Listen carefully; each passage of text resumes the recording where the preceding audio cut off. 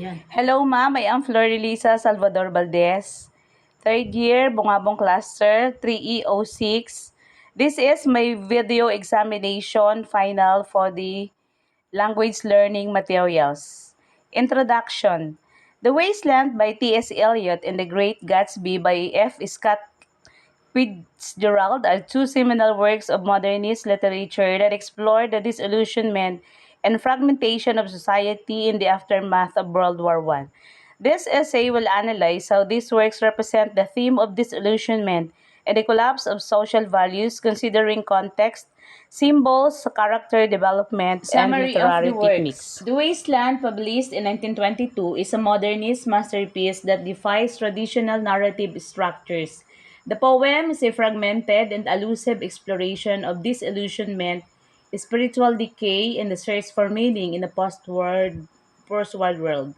Through a collage of voices, images, and cultural references, Eliot captures the sense of dislocation and disorientation that characterize the modern experience. The Great Gatsby, published in 1925, is a novel set in the roaring 20s of New York City.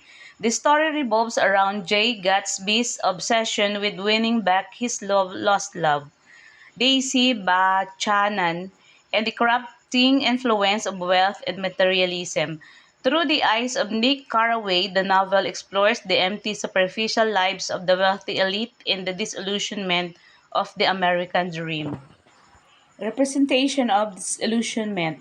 Both works represent disillusionment as a pervasive and debilitating condition. In The Wasteland, Eliot's speaker is a disillusioned, fragmented self, searching for meaning in a world that has lost its spiritual and cultural bearings. The poem's famous opening lines, April is the cruelest month breeding, lilacs out of the dead land, Eliot 1-2, set the tone for the work that is both a lament for what has been lost and a search for what might be redeemed. In The Great Gatsby, Fitzgerald represents disillusionment through the characters of Gatsby and Daisy. Gatsby's doomed pursuit of Daisy is a powerful symbol of the elusiveness of the American dream, while Daisy's emptiness and superficiality embody the corrupting influence of wealth and privilege. Nick Carraway's narrative voice, with its mixture of fascination and disgust, serves as a commentary on the moral bankruptcy of the wealth elite. Symbols and literary techniques. Both works employ symbols and the literary techniques to convey the theme of disillusionment.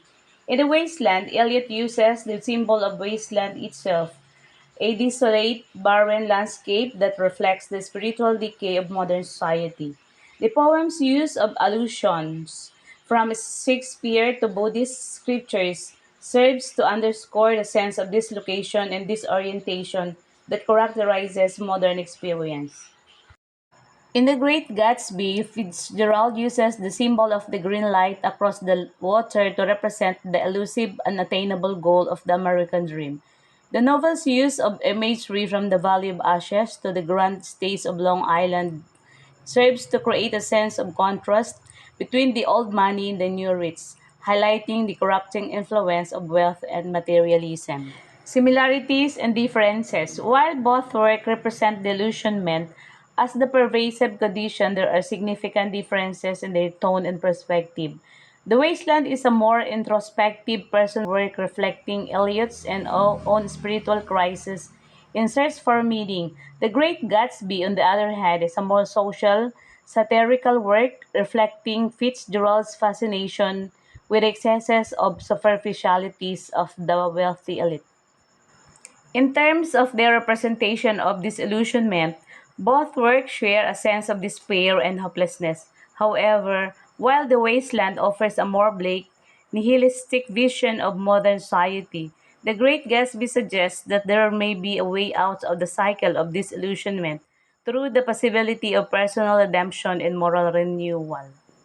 Historical and cultural context. Both works were written in the aftermath of World War I, a period of great social, cultural, and economic upheaval. The Wasteland reflects Eliot's own experiences as a young man in London during the war, while The Great Gatsby reflects Fitzgerald's fascination with excesses and superficialities of the wealth elite in New York City during the 1920s. The historical and cultural context in which these works were written had a profound influence on their authors' perspectives. The disillusionment and fragmentation of society that characterized the post-war period are reflected in the works' themes of disillusionment and the collapse of social values. Conclusion. In conclusion, The Wasteland and The Great Gatsby are two seminal works of modernist literature that explore the theme of disillusionment and the collapse of social values. Through their use of symbols, literary techniques, and character development, both works represent disillusionment as a pervasive and debilitating condition. While there are significant differences in their tone and perspective, both works share a sense of despair and hopelessness, reflecting the disillusion.